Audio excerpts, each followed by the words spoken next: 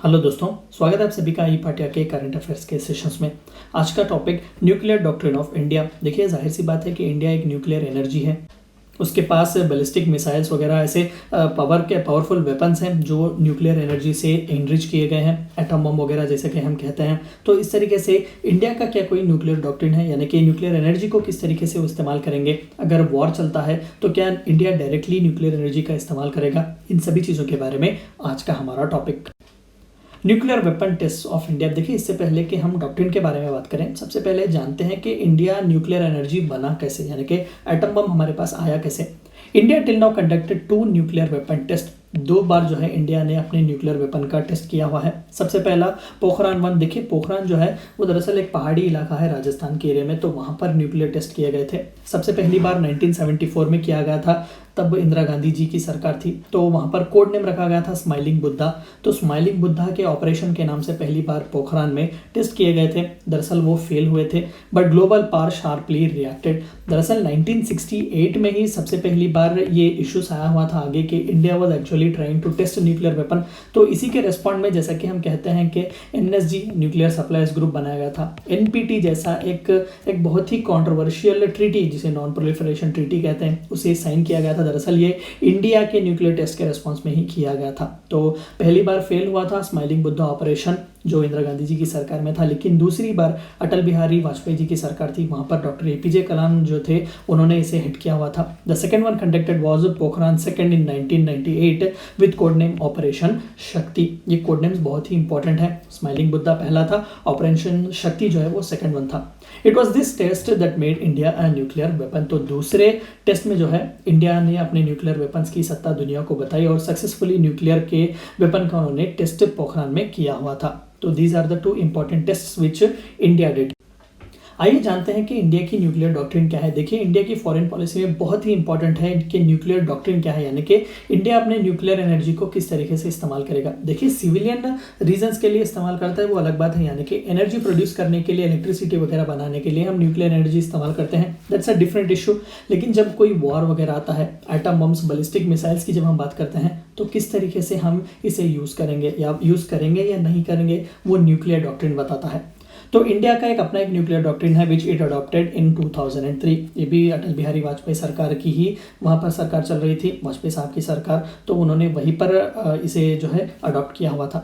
Building and maintaining a credible minimum deterrence. देखिए, deterrence का माना दरअसल टू अवॉइड समथिंग, यानी कि इंडिया ये कह रहा है कि हम अवॉइड करेंगे पूरा to the very last extent, जो है हम न्यूक्लियर एनर्जी का इस्तेमाल ही नहीं करेंगे वॉर के लिए, हम पीसफुल पर्पसेस के लिए ही इस्तेमाल कर रहे हैं। तभी तो मिनिमम डिटरेंस है कि एट द लीस्ट जो है हम पूरी कोशिश करेंगे कि हम इसे वॉर में इस्तेमाल ही ना करें।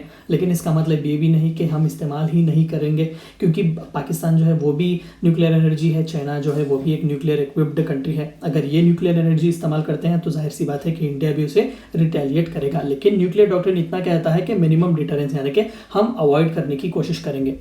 No first use policy. दरअसल सबसे पहले चाइना ने इसे लाया हुआ था कि हम पहले इस्तेमाल नहीं करेंगे, तो इंडिया ने उसे फॉलो किया कि we will not be the first one to use nuclear energy against our enemies.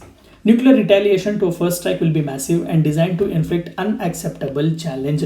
लेकिन अगर कोई हम पर अटैक करता है तो रिटेलिएशन इतना खराब होगा, इतना मैसिव होगा कि उस कंट्री को इतने अनएक्सेप्टेबल डैमेज होंगे कि भाई वो फिर से खड़ा नहीं हो सकेगा।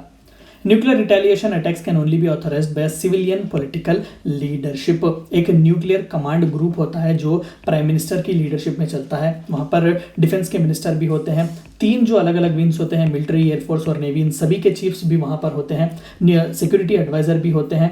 तो ये सभी की ग्रुप बनाकर एक न्यूक्लियर कमांड विंग होता है। तो एक सिविलियन पॉलिटिकल लीडरशिप जो होती है वही डिसीजन ले सकता है, मिलिट्री कमांडर या फिर आर्मी के चीफ जो है ये डिसीजन नहीं ले सकते।